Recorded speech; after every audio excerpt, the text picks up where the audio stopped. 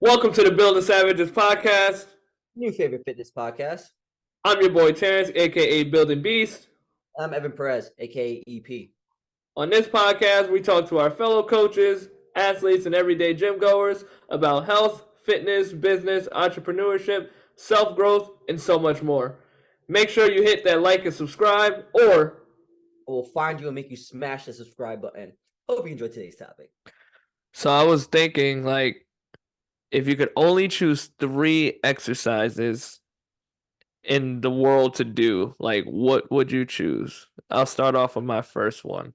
Are we talking I'm gonna keep it real exercises? basic. What Are we happened? talking exercises forever? Three Forever? exercises forever. Like if you just had to choose, like when they tell you if you're on an island and you can only bring 3 things with you. What three Okay, all things? right, Like cool. one of All right. those. We're only gonna do 3 exercises on that island. I need to bring a barbell and a fucking pull-up bar. Cool. Yeah. So if I could only choose like 3 exercises to do, we can piggyback back and forth. I'll go one and you can go one, so we don't repeat off of each other. Because I feel like there's one that we're both gonna share, but I'm not gonna say anything yet. See Let's if we're do it. both on the same page. But the very first one I'm gonna go with is a push up. I I think it's like that. a very versatile move that you can do everywhere, and it does cover a lot of. It covers a lot for the body. It covers calisthenic strength, or other words like body weight strength. It's good for scapular rhythm. There's a lot of different variations you can do. It's a full body exercise for the most part. And there's many ways that you can progress it and regress it if necessary. Like it's Yeah. one of those abilities that it builds a lot of confidence in people and it makes them feel good to be able to do good push-ups, and it has really good muscular strength, muscular endurance, and muscular building properties. So I would definitely put push up as like a it's one of those exercises that I really try to get everybody to be able to do, at least at whatever variation fits their fitness level. But I just and especially for like grown man, I think everyone should be able to do like 20 push-ups. It's kind of like a rule for me. Yeah. I don't even like people touching dumbbells and barbells for bench if you can't give me like a solid 10 push-ups as a dude. So it's like that's a requirement. Yeah, I mean, controlling your body is like a fucking huge thing, and I think push-ups are like the most underrated fucking chest pump movement or For like sure. just muscle growth because like it's basic and everybody just wants to touch the fucking barbell. Hmm. But, like, there's people that touch the fucking barbell that can't do a push-up, and that just like infuriates me because it's people don't work on the foundations, and if you work on the foundations, your bench gets better, but your Yeah. bench doesn't necessarily make your push-up better. Not necessarily, but it kind of does, but it doesn't. It's weird. Yeah. But all right, I like that one. That's a good one. For me, I'm gonna flip the switch and go for a lower body one. I'm gonna say rear foot, Bulgarian split You squats. asshole. I knew that was the one that I was That's probably talking gonna be the you're probably about. gonna both say this one. So now we count that as your second one, and we count this as my first. Rear foot is my shit. I Yeah. love rear foot. If there was one movement, and I know people are gonna be like, "Bro, that fucking sucks. It's so hard." That's why I will want to do it forever because it's fucking the one of the hardest, if not the hardest movements that you can do that helps build stability in your legs, leg strength. Fucking the way I kind of explain it to my clients is that like if you can be strong on one leg, you'll be strong on both legs. Yeah. Point blank period. You know what I mean? You can also load it any way you fucking want. Double, single, rotate. You can put a barbell on your back. You can hold a goblet. Like it doesn't really matter. The thought process is endless, but like the return, the bang on your buck when you do rear foot is insurmountably higher than almost any other like form of exercise that you can do. That's why it's the hardest. That's why nobody likes to do it. But I feel like if there's one exercise that can keep me strong, keep me healthy, and can keep me from being injured for the rest of my life, like rear foot, point blank period. Point blank period. And also get me my grip strong. Because if I do double dumbbell and I'm fucking holding hundreds, like I'm gonna be strong. You're strong as shit if you can hold hundreds in your hands and do rear foot. That Yeah, is very difficult. very fucking difficult. So I'm a big proponent on like rear foot over any other lower body movement. But I know everybody else has a rhyme and a reason. But like you want to get strong as shit, you want to be healthy forever, and you don't want to ever have to change movements. Rear foot's always going to be the lower body movement that I will pick if you're able to do it. That's it. Mm. Hmm. I'm already thinking about my three. Yeah, So I know. I I, know. I took that away from you. But how about we go into yeah. your reason? Is your reason the same reason for me, or like what is like? Is there any other details that I might have missed on my rear foot? See, the only thing I'll add, because you pretty much hit everything on the nail for me. I like it too because it's one of those exercises that you don't need a lot of weight to get a good stimulus from. Yeah. And and if it's a unilateral movement too. And that's a really big part to have some type of single leg or single side exercise in your training routine to build up some of those instabilities that you might have, or just like that side to side weakness that you might possess. So you do get to address like making that load more independent on that side of the body. Um, and this, if you can always say, if you can master a split squat, then you can master a regular squat. Like that, I usually don't see many cases where it's hard for someone to go into squats after being really good single side, Yeah. so it's just a good bang for your buck exercise without necessarily always have to go so heavy, and it's very safe on the spine too, That part being too. that it's more being that you don't have to load as much as you would for a back squat. Now it's not gonna increase your overall absolute strength like a back squat would, but you can get super, super, super strong and Yeah. super balanced, and it just demands more out of like your ankles and knee range of motion. But you can still do a lot of variations that even if it's aggressive, just like body weight or with weight, like you can regress it and like hold on to something and just like allow yourself to build up the capacity for the split squat over time. So I Yeah. just think it's a exercise that should be like in everyone's program. Yes, especially if you can do it. I think it is a high level of learning, and a high level competency, especially like you have mobility issues, stability issues, and stuff like that. But there's always ways to regress it, without having to load it so much. And like you said, it's a unilateral movement, so like it's really hard to compensate, and that's why like bilateral movements like squat or whatever like that, you'll compensate one side or the other, especially if you're a big compensator. But it's really hard to do that on a single leg because you only got one leg to fucking deal with. So yeah, big rear foot fucking people. Okay, what is your third? My second, because I'm not stealing that. Oh, you're not Yeah, you're we not can't steal each other's answers. you're not doing real. No, we can't steal each other's answer. We're gonna have fun with All right, this. fine, I'm fine, gonna fine. steal one that I don't know if you're thinking of it as an answer, but I know when I say it, you're gonna be like, Yeah, go ahead. sprinting. That was gonna be a bonus. That It's was an gonna be a exercise. bonus for me, but that's gonna I do count that. That's up there. That is up there. Yeah, That's it's an number four. That's exercise. literally number four. Not because I don't feel like it's important, but more because like I consider that an exercise, but that's more of a cardiovascular exercise, even though it is a muscle building exercise. If that makes sense. Well, we never really specified what the We never exercise really needs to do. specified, but that's just my So, thought process. I'm thinking yeah, about in the weight room, but it is a good. It's a amazing fucking answer, regardless. Go ahead. yeah. So that was funny for me too, because I had that as a bonus, and I was like, nah, I'm gonna throw it in my three. Okay, I like that. Um, That's a good one. sprinting, because what I was looking for was to try to put something that was like explosive in my three. Because Yeah, eventually, I was trying to throw kettlebell swings in there, but I was like, I don't know if that's something that I would put as, even though it's one of my favorite exercises. If I had three exercises, I don't think I would put kettlebell swings in there. It's too technical. Um, but sprinting, you can still build yourself up and play with different intensities to do like a full out max sprint, even if you don't have the ability to do so. And it's very important to have that explosiveness in your body as you start to age. yes, Like the elasticity and just the durability that you have in your joints and tendons and muscles to be able to perform a sprint and be healthy is very important for you. The coordination part of it, the gait pattern of your feet, just being able to still be explosive through age.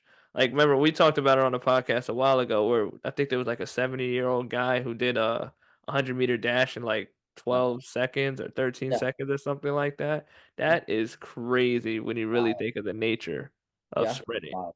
Hmm. So just the heart health that he has to have and like the bone density and the strength that he has to be able to perform 100-meter sprint in his 70s, Yeah. that's something to be applauded. Yeah. 100%. That's That's definitely something to be applauded. So I definitely put sprint on my list, and so many variations of sprints you can do, right? You can do the straightaway sprints going down like some turf or track, uphill sprinting, which is going to be more demands on your quads and your calves. Downhill sprinting, which is really like over speeding for people who have the ability to do that, and it really teaches you how to put the brakes on. yeah. Um, and like I said, you can treat your sprinting kind of like you should be treating your sprinting like how you do heavy training, where it's like, all right, this is going to be my 70% effort sprint. Maybe I'll do about 10 rounds here, 1 minute rest period, yada yada. If I'm doing a full out max effort sprint, then I'm going to take like 2 to 3 minutes rest there, because the ability is to generate as much force as possible, and obviously you have to build yourself up to a point to be able to withstand that type of intensity from a sprint. But and sprints makes you strong and powerful because you can't sprint without being strong. Yeah. I think to nail that in the head real quick is like you have to think about what a sprinter looks like and a marathon runner looks like. True. Like look how massive those guys are, and Very they're running true. 100 miles, and look how skinny, and I'm not gonna say frail like marathon Lean. runners, We'll say but lean. we'll Lean is the say right word. lean for marathon runners. So it does matter, and the way that I kind of also explain it too is like, and it's one of those movements. If you lose it, I mean, if you don't use it, you lose it. Like you Very have true. lose the ability to be able to put in max effort and power into it. My bad. My parents' dog is We're keeping so this in. yeah, but anyway, okay. A lot of people pull a hamstring not being ready to sprint, man. I've done it. Yeah, I've done it done it multiple just because you used to run around and sprint a lot as a kid. You times. think that you can just jump up one day Yeah. and go out for a max effort sprint, even with how shape Kevin Hart is. Remember when he had that big injury? Yeah. It was a nasty injury, bro. Those are fucking getting a hamstring pull fucking sucks. I think after 30, if you His don't get went into like the adductor. yeah. Oh wow, that's Yeah, so it wasn't just like a straight hamstring. I think it was like adductor, probably like into where like the sartorius is and like that whole groin region. He was fucked up from that. yeah, Jesus, that sucks. That sucks.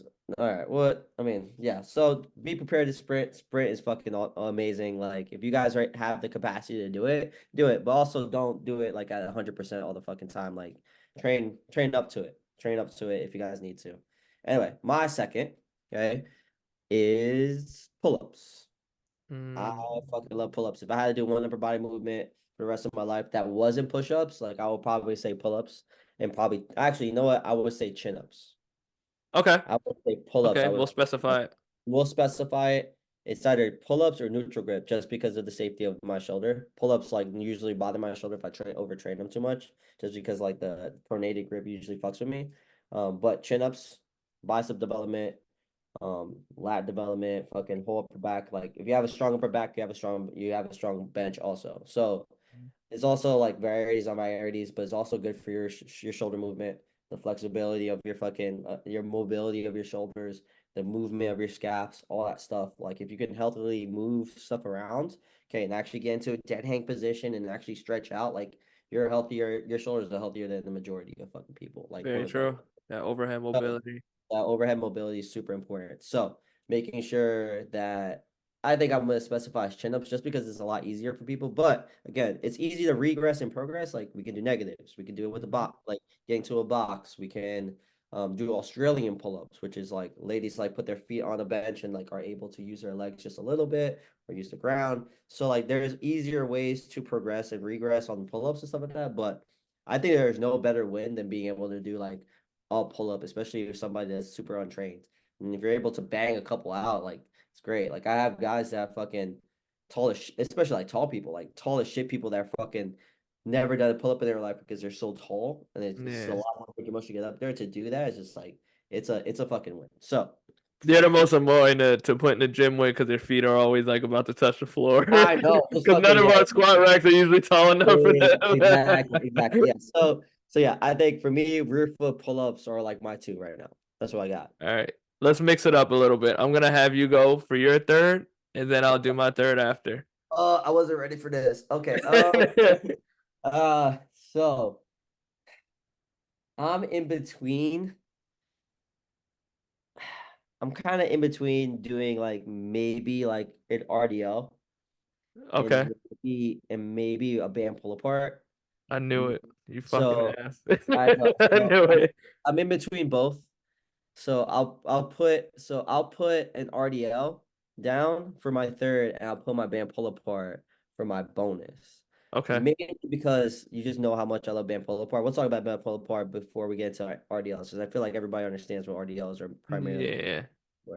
The reason I like band pull apart so much is because like this real only movement that you can really get those scaps actually moving, getting your rear delts fucking strong, and it's super easy and super basic to Yeah. progress, regress, change directions Yeah. of the movement. Very It's like low risk reward. very low risk reward than fucking trying to like do reverse flies and people are bouncing around. Like you Mhm. can really focus and hone in on making sure that your scaps are moving in the correct position. You can really focus on like getting those rear delts really strong. And like that's usually what's really weak about people is their rear delts and they're not able to move and like they're protract and retract their scapulas. And like that movement right there, especially like in a half kneeling position, like you actually feel like that pull apart and like that actual movement of your scaps. Like super fucking good for your shoulders. Like I'm a Yeah. big healthy shoulder, healthy fucking life, especially for people that sit behind a desk all day. Like it's fucking amazing for them. Um, RDLs, I mean, just hamstring development, post strain development. It's one of the like the it's always like the funniest thing to try to teach people who have never been to the gym because they don't know how the fuck actually hinge over.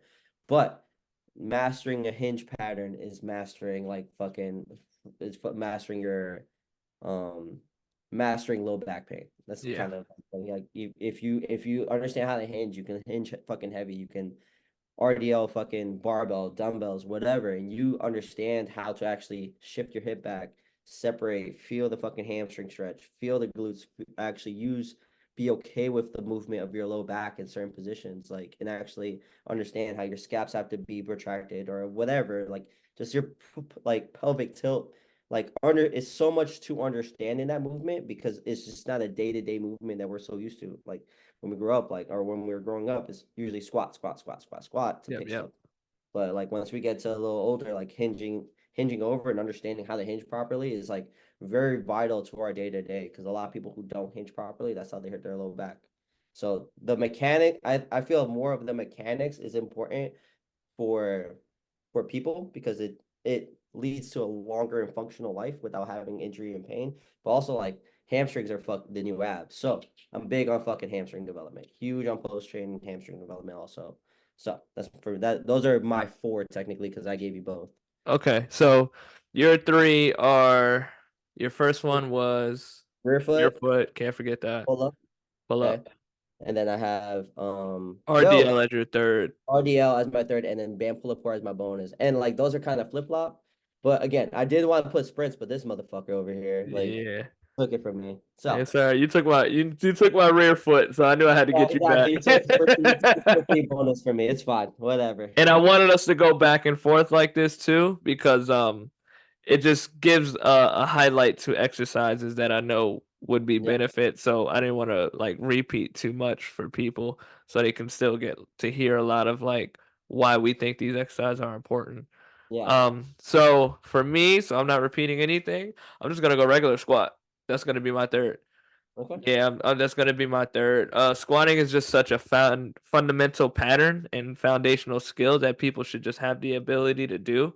And there's so many variations to even a double leg squat, right? You can look at like narrow stance, wider stance to emphasize different parts of the legs a little bit more. Um, the ability to just sit in a deep squat hold. You Yeah, know, that part. when quarantine was a thing, I remember Coach Steven that we had on here. Yeah. Um, he had put up on his Instagram and they were doing like a 10-minute daily squat hold challenge.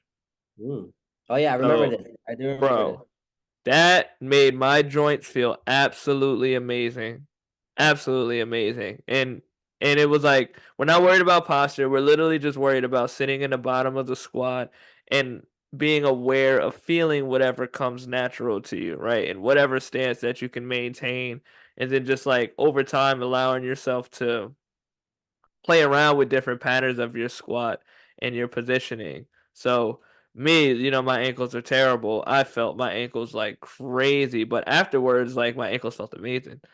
That's My amazing. knees felt good. My hips felt healthy because I was exploring such deep ranges of these joints that it built up like a lot of capacity there. So it just naturally made my lower body feel stronger and more mobile.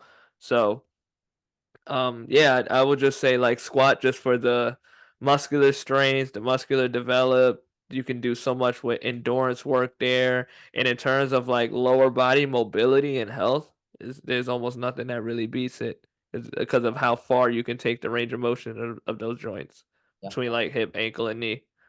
yeah, that's a good one. Yeah, I mean, that's like I mean, that's the one that you're like, oh well, like I I'm gonna add that in there because you still love. Yeah, I mean, yeah. those are all good benefits of it. So I Yeah, like because that. I would go split squat. Only reason I would go split squat over back or not back squat, just a double leg squat in general because I knew two of my exercises would be bilateral. So I would want a unilateral exercise in there. That makes sense. That makes Yeah. Now, cool. as much as we love rows, the reason I didn't throw rows in there, if you don't have a machine set up, and most people are gonna struggle with the bent over row, so Yeah. it's just like a hard one.